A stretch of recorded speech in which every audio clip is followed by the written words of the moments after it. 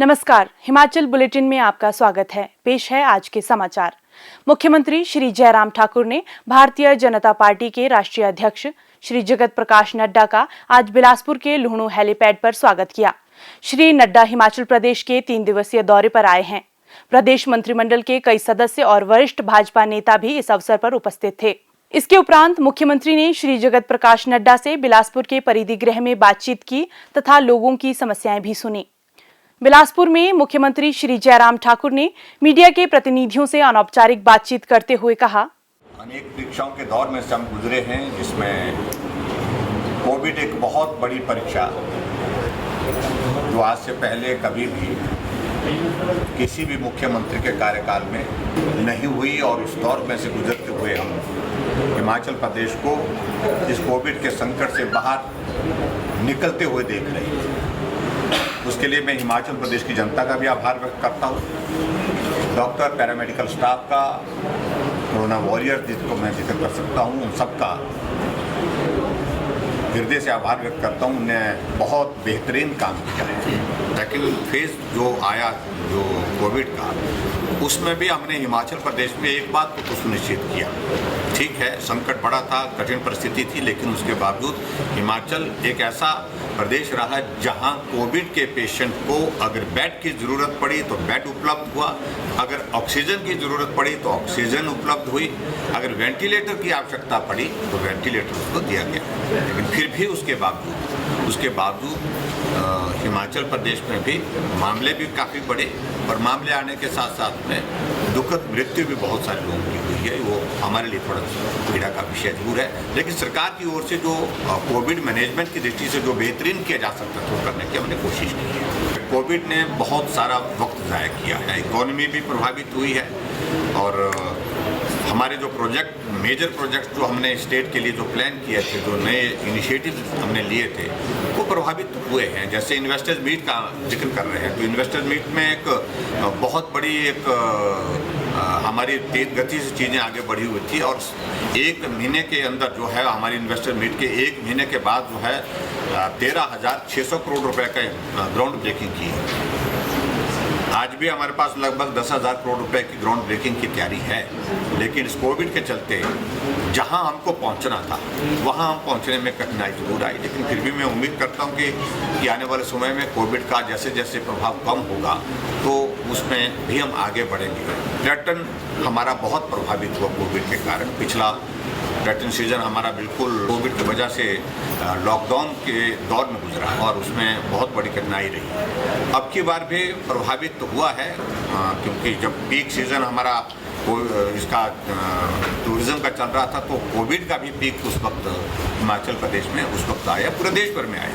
तो ऐसी स्थिति में प्रभावित तो हुए, लेकिन अभी मैं देख रहा हूँ कि पिछले कुछ अरसे से जब से हमने कुछ रिस्ट्रिक्शंस कम की हैं कोविड की, उसमें बहुत बड़ा अच्छा रुझान पर्यटन के क्षेत्र में आ रहा है। बहुत बड़ी संख्या में लोग आ रहे हैं, और हमने डिप्टी कमिश्नर्स और एसपी को सबको इंस्ट्रक्शन दी है कि वो सोशल डिस्टेंसिंग और जो हमारे नॉर्म्स हैं जो हमने पर्टिकुलरली जो टूरिज़्म के सेक्टर में जो SOP तय किया है, उनका पालन करते हुए जो है वो टूरिस्ट आ रहे हैं, तो उनका स्वागत है, लेकिन उसके बाद उन नियमों का पालन करें, ये हमने आगे।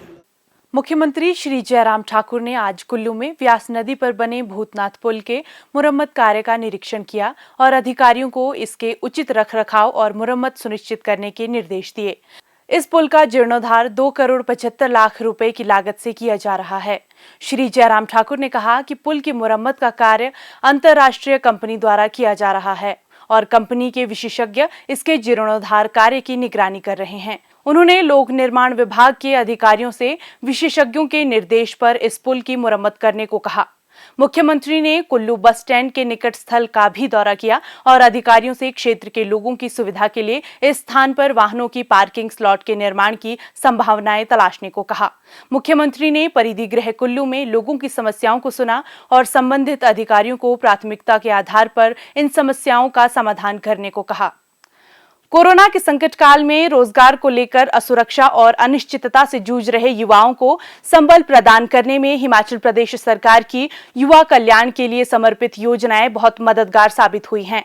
इस कड़ी में मंडी जिला के युवाओं को मुश्किल से उबारने और उनके कौशल को निखारने में सरकार की कौशल विकास, औद्योगिक विकास और बेरोजगारी भत्ता जैसी योजनाएं वरदान बनी हैं। सरकार ने कोरोना काल में बेरोजगारी भत्ते के रूप में मंडी जिला के युवाओं को 13 करोड़ 50 लाख रुपए से अधिक की आर्थिक सहायता प्रदान की है। मुख्यमंत्री श्री जयराम ठाकुर के कुशल नेतृत्व में प्रदेश सरकार द्वारा विशेष ध्यान दिया जा रहा है कि नौजवानों की मेधा और कौशल का सही इस्तेमाल हो और वे आत्मनिर्भर बने। मार्च 2020 से मई 2021 तक जिला मंडी के 4,557 पात्र युवाओं को कौशल विकास भत्ता के तहत 5 करोड़ 53,000 रुपए की धनराशि प्रदान की गई। इस अवधि में 8,493 लाभार्थियों को बेरोजगारी भत्ता के तौर पर 8 करोड़ 38 लाख से अधिक की सहायता प्रदान की गई है। जिला में कोरोना काल में 224 पात्र नौजवानों को औद्योगिक विकास भत्ते के रूप में करीब 7 लाख रुपए प्रदान किए गए हैं। युवाओं को रोजगार संबंधी परामर्श और वोकेशनल मार्गदर्शन देने के लिए ऑनलाइन और वास्तविक शिविर आयोजित करने पर ध्यान दिया गया है।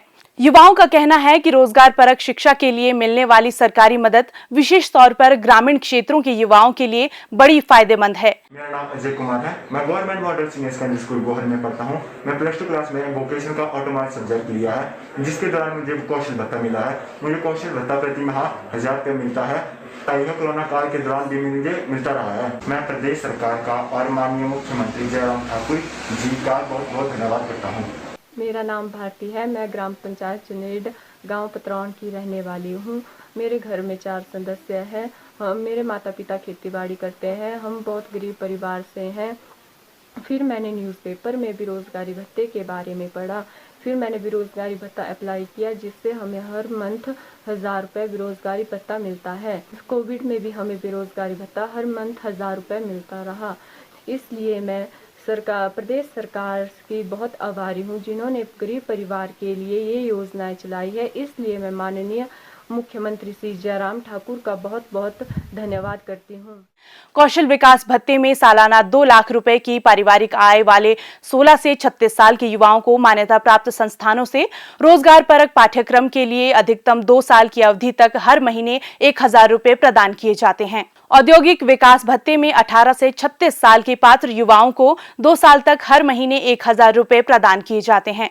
वहीं बेरोजगारी भत्ते के रूप में 20 से 35 साल के 12वें पास युवाओं को 2 साल तक हर महीने 1,000 रुपए की आर्थिक मदद दी जाती है।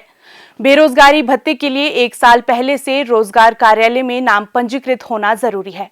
स्वास्थ्य एवं परिवार कल्याण विभाग द्वारा दोपहर 2 बजे जारी बुलेटिन के अनुसार प्रदेश में कोरोना संक्रमण की जांच के लिए आज 1,706 लोगों के सैंपल लिए गए, जिनमें से 499 लोगों की रिपोर्ट नेगेटिव पाई गई है, जबकि 1,193 लोगों की रिपोर्ट आना बाकी है।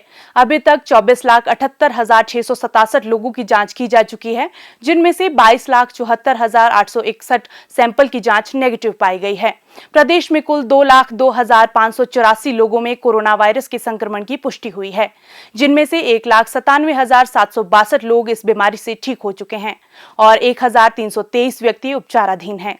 हिमाचल बुलेटिन देखने के लिए सब्सक्राइब करें YouTube channel DPR Himachal, follow करें ट्विटर @DPRHP, लाइक करें Facebook page information and public relations department Himachal Pradesh, visit करें वेबसाइट www.himachalpr.gov.in। इस अंक में इतना ही। कल फिर होगी मुलाकात। दीजिए इजाजत। नमस्कार।